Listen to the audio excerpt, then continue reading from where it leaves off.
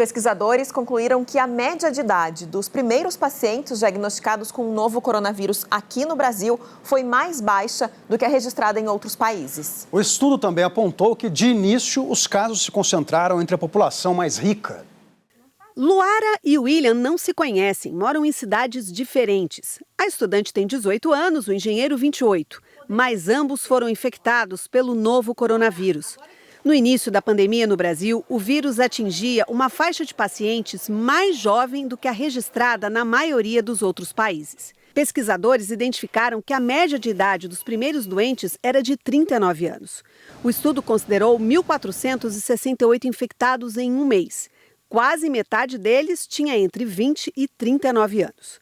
Os números derrubaram a tese de que o vírus e as consequências dele eram um problema unicamente de idosos. Então, a percepção de risco errada, né? É a percepção de risco que só o idoso pode adoecer.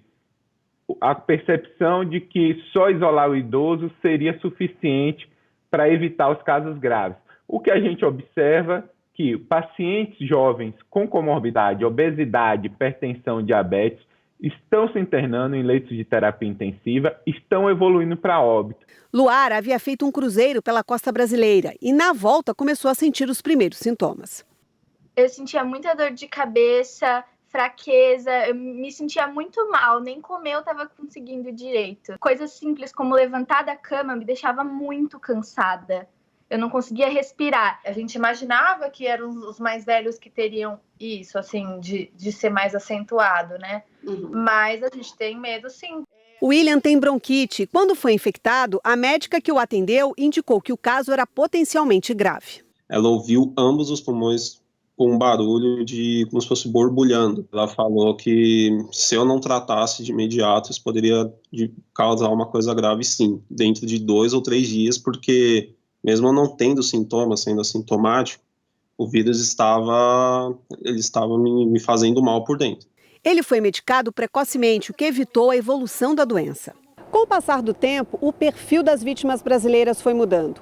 Agora, a doença se alastra mais entre os que já tinham que lidar com vários outros problemas na vida. Os mais pobres, que não conseguem fazer o isolamento social e não têm acesso a um sistema de saúde eficiente como merece todo cidadão.